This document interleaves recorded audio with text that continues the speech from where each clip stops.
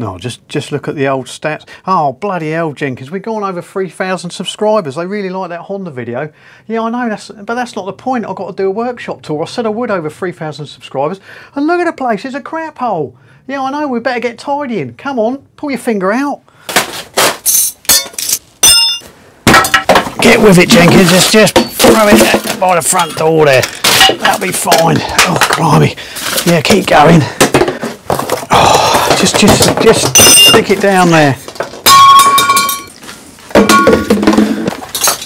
Keep throwing, Jenkins. Oh, where's my ball? Yeah, that's it. And that, and all that. Yeah, just throw it. Oh, that's it. Yeah, that's it. And that. Yeah, give that there. Throw that down. And that. And just tidy it up. Yeah, and you can go. You've caused me nothing but grief. Right, pass us that. Yeah, this will do it. We'll just sling that over there. Oh, yeah, that ain't going to work. I don't know what we're going to do. Hang on a minute, lads. What's that? I've got a great idea. No, it's all right, Michael. I think we've got it covered. Hang on. Here we go. This will do it. And then just straighten it up. Give it a pat. Perfect, Jenkins. They'll never know.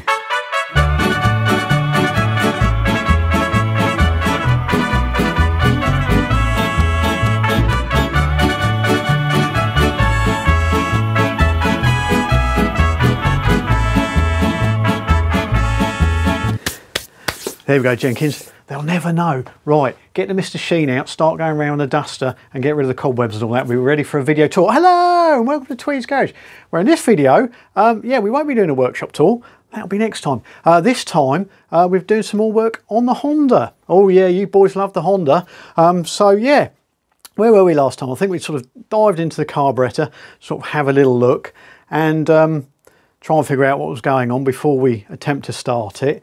So we'd got it apart, but I had to order parts. Parts have turned up, so we fit those parts, wrestled with more screws.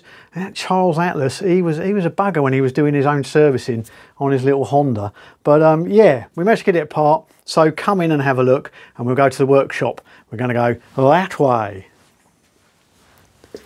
So I'm going to attempt to repair this gauze inlet. So I've got.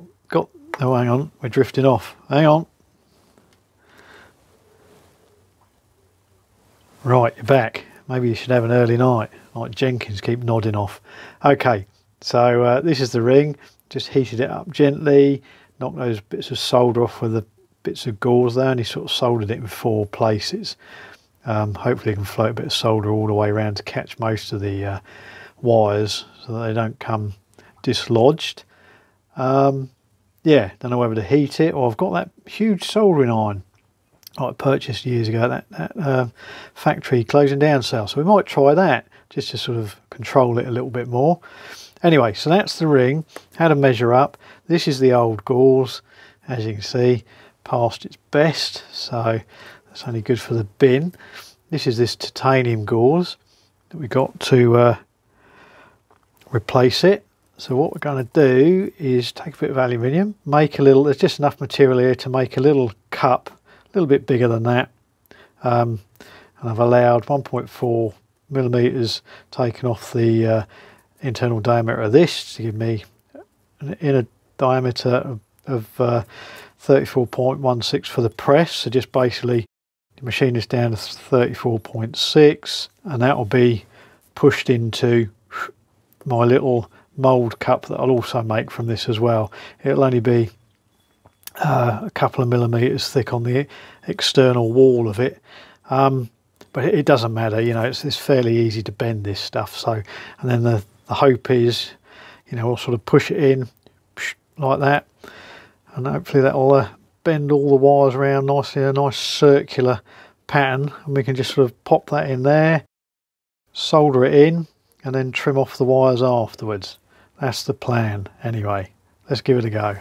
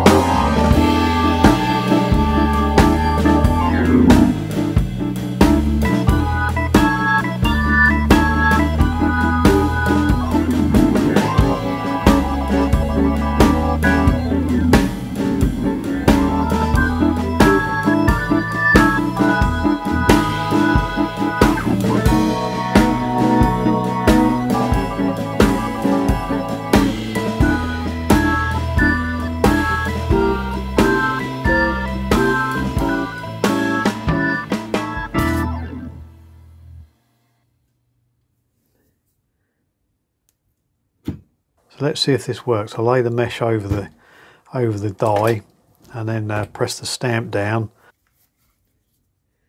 And give it a little tap just to sharpen up the profile. And then pop it out the mould. Place the ring over the top.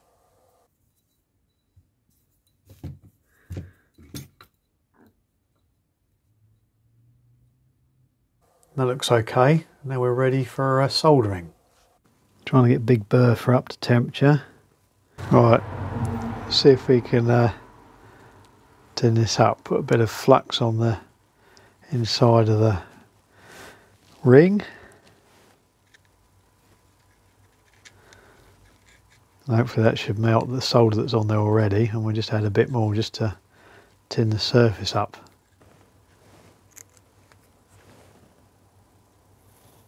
Just got to let the flux do its work on the surface of the steel, clean it up. Just come to the conclusion this old flux might be a favourite years ago, but it ain't very good. I've just used a bit of flux core on it and it's going on a lot better. So we'll just tin it up all the way around as best we can.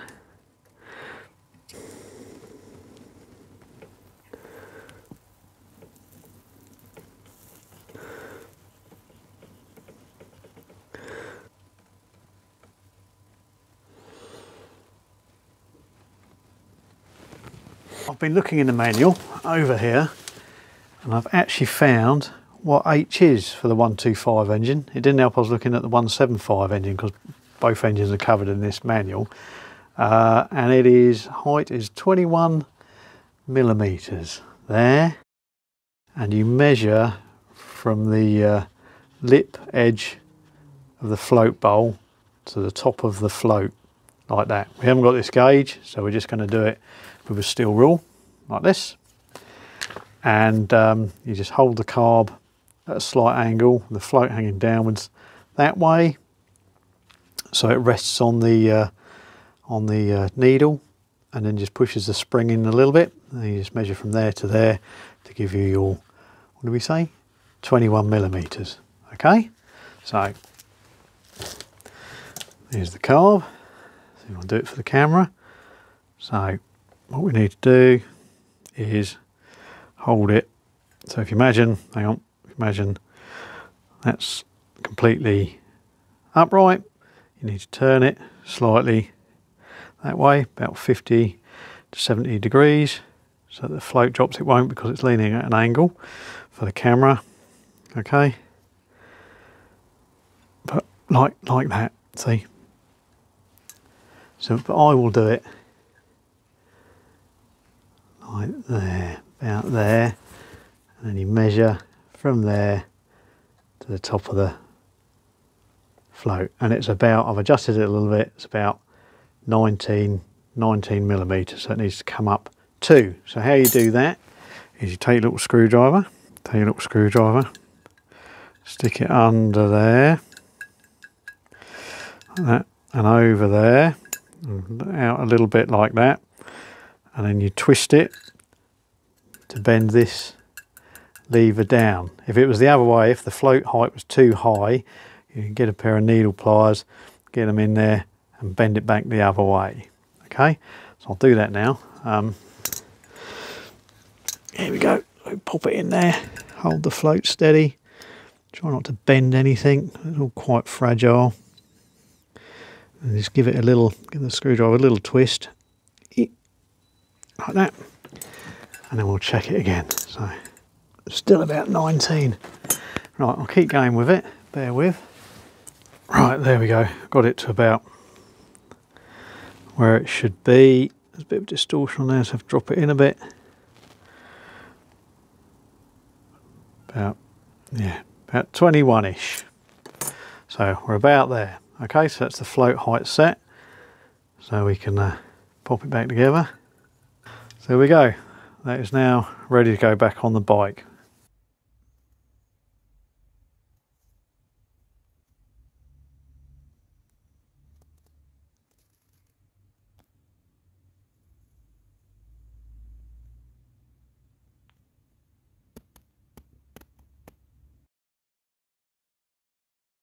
tried to find an air filter to fit, as they are no longer available. They're sort of an obsolete part, and the nearest size I found was a Fiat 500 filter, which is about 4mm wider, but as you can see it's sort of too big, and it would need to be trimmed down and taken apart, so I need to find another option for that. Right, let's check the centrifugal oil filter out on this. I managed to get the screws out, took a lot of cold chiseling and violence, and this should just ease off.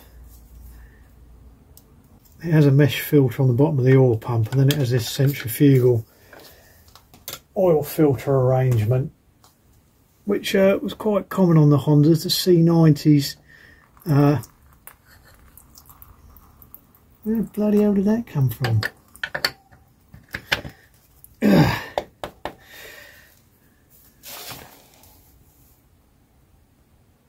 I knew it was over full when I checked it. Last time I took this out, the bike was leaning over a bit, so nothing came out. Sod's law. Put the camera on, and out it comes. That's right, we got the frayed bent off steak and kidney pie. Oh no, chicken and bacon pie tin. We'll put that down there to catch the rest of it. There we go, lovely. So there's some sort of muck in there. That's not the main part though. The main part's in here. Oh, doesn't smell good. Smells like it's got petrol in it, definitely. Oh, it was flooding.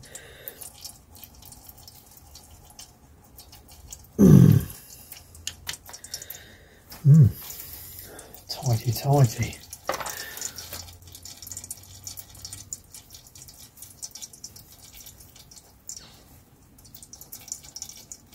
Blimey, they are tight.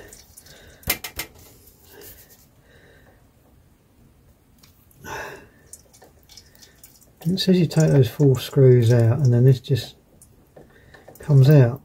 I know that's easy, because it's easy to get the screws out whilst it's in situ.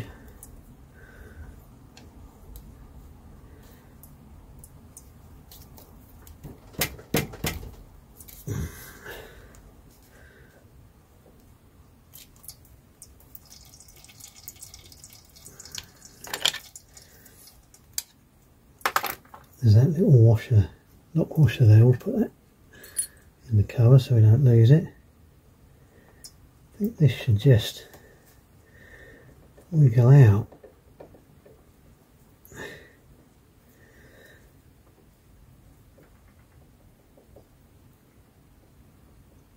According to the manual, then we can stick it in a vise and get a good grip on those screws. Yeah, it's definitely moving out.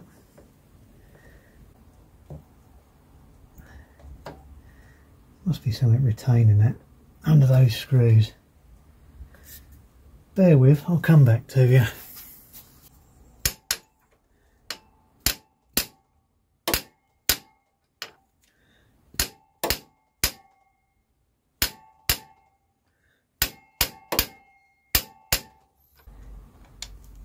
Two. Right, which ones we got done? That one. That one. Does that move? Nope, not that.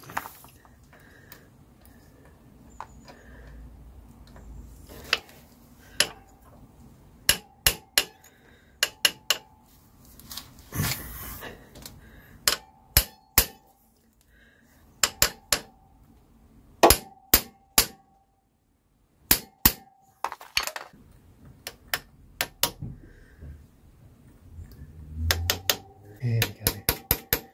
There we go.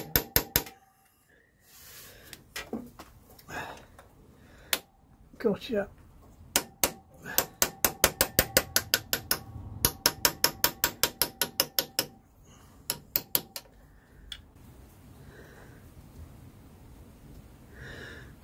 Right, and we're in. Does that look off?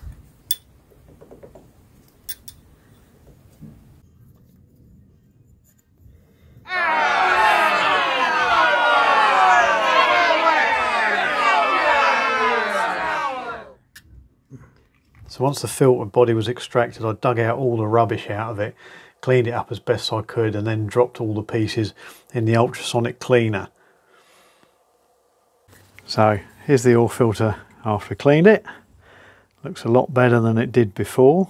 So you can actually see the oil ways, and you can see how much crud was in there. There's just a tiny little passageway for the oil in the middle there.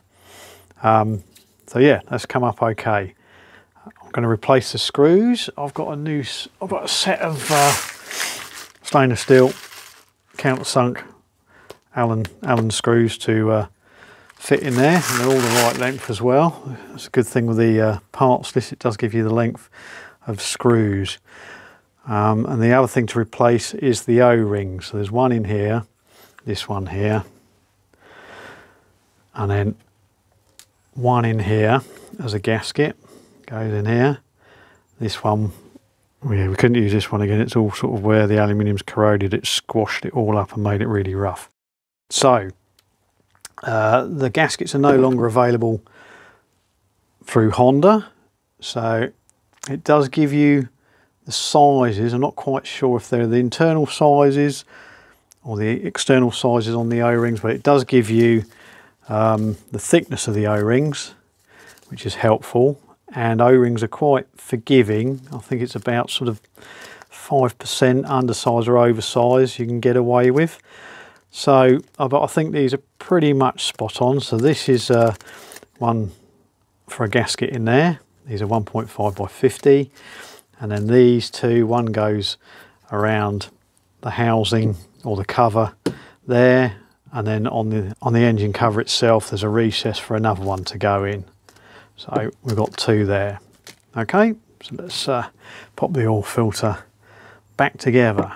Okay, we can't put it together. We've got the right length, right countersink.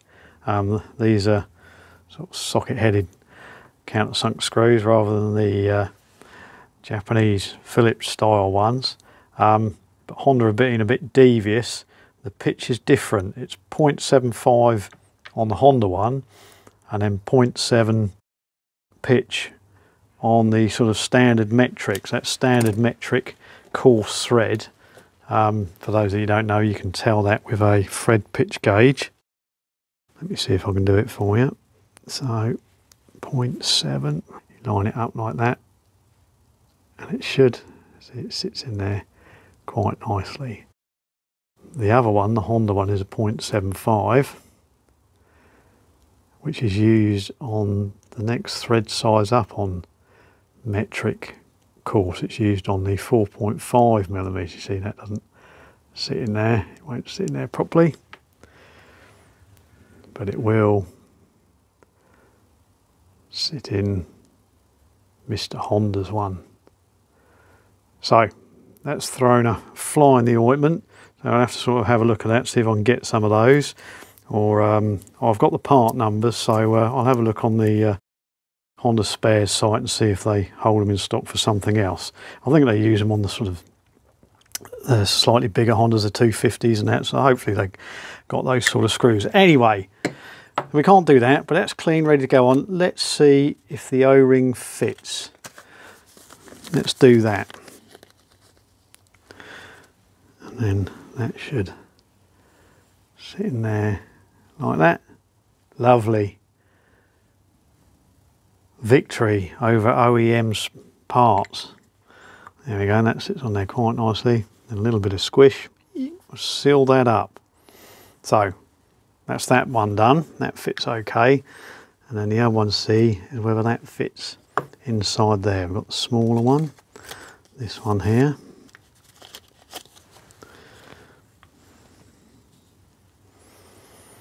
Okay, we need to pokey poke that down there, pokey poke, pokey poke. Gently manoeuvre him down there, in the groove. There we go, that's in there. I think that'll do the job. Let's compare it to the other one actually. Focus, that's the old one, that's the new one. It's a little bit small, but whether this one is stretched, the original one, possibly. So this should stretch over the shaft, and because the diameter is the same, that should seal it okay.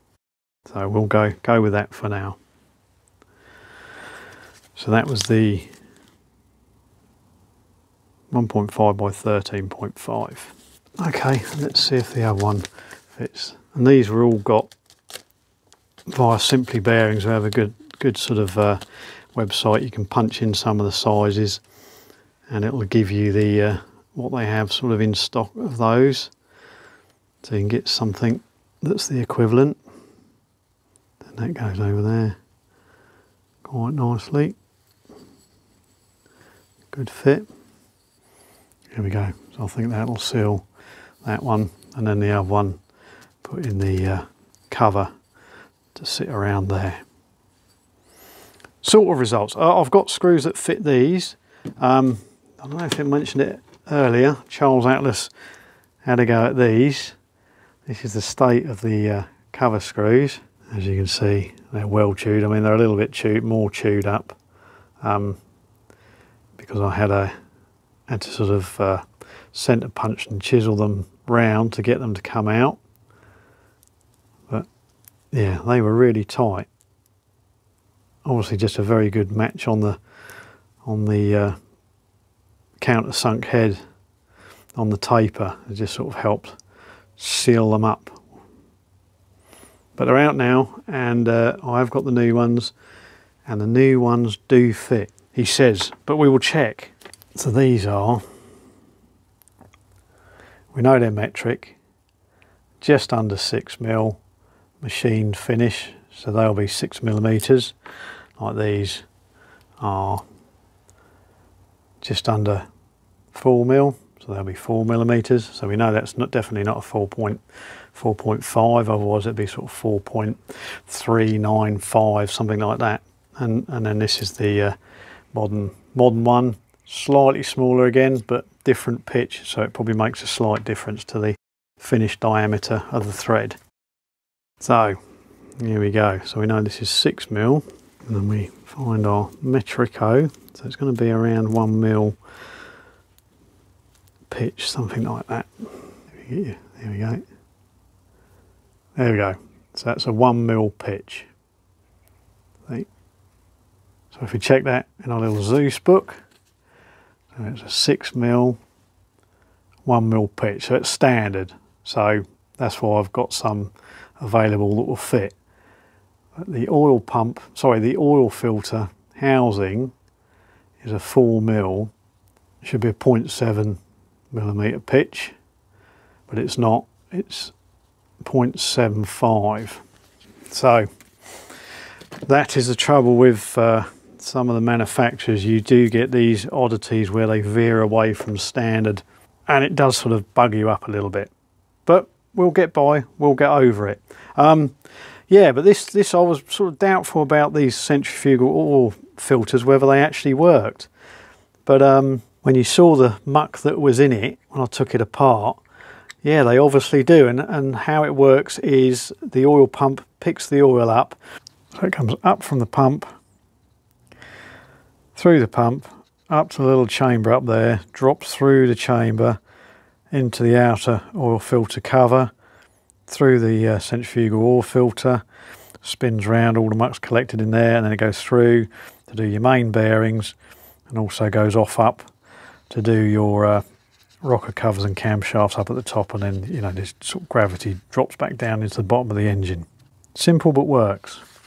And then how it works is the oil is fed through the pump, through the engine crankcase on this side, drops down here, down there into this hole here, and then is pumped through here into the oil filter chamber. So the oil fills up in here, and because this is spinning round, any heavy deposits are flung to the outside edges of it, and then clean oil flows through the middle, out the other side, off to do your main bearings and your camshafts and rockers and everything up at the top. So yeah, once I get the screws, that can go back in. So there you go, some more work done on the Honda. So yeah, we've worked on the carburettor, started breaking into the forks because I managed to pick up a second-hand pair of forks. I'm hoping to make one good pair out of the 2 pairs. Yeah, so I thought it'd be nice to make a little stainless steel stanchion nuts rather than, you can get them actually. That's one of the parts you can get from the Honda Spares guy. But I thought I'd make my own, so I made me own of them.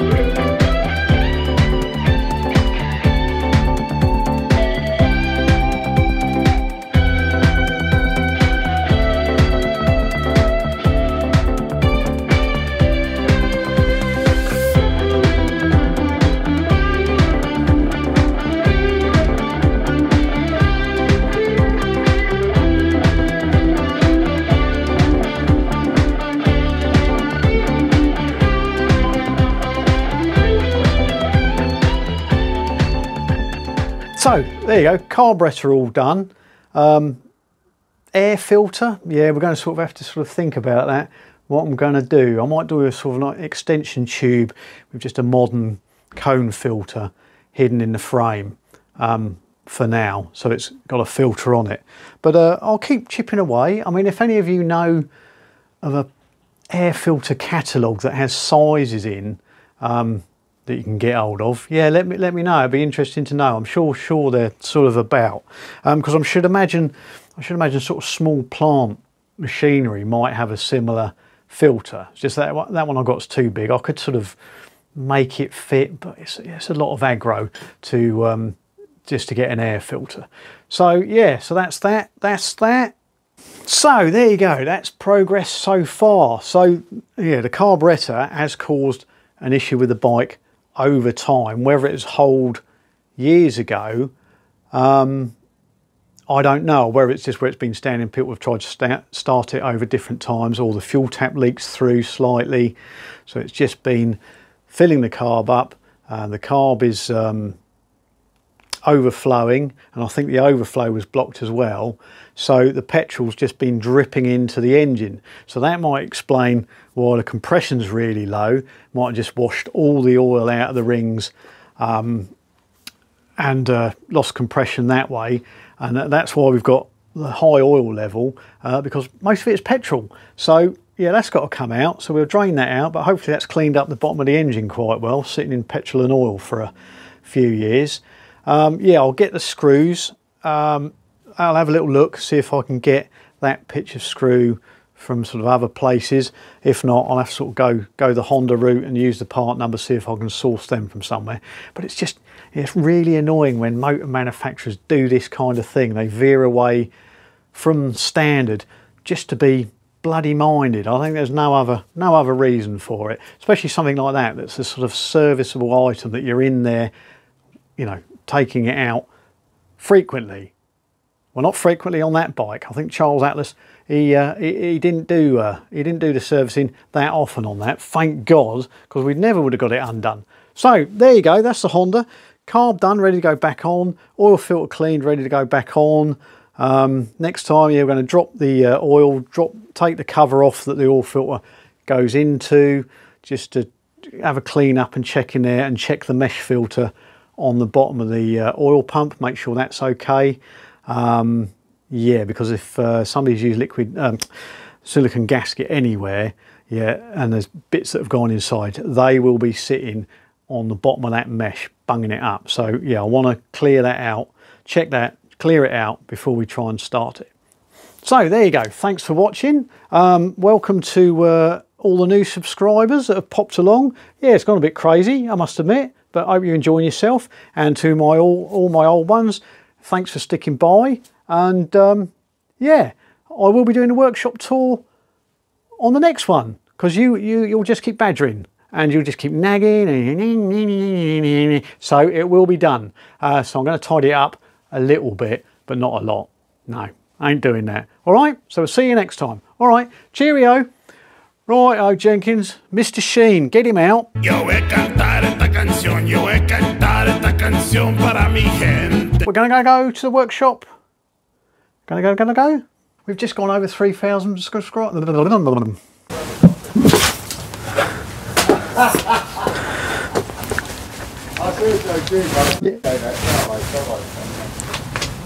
But that's not the point. We've gone over 3,000. Free?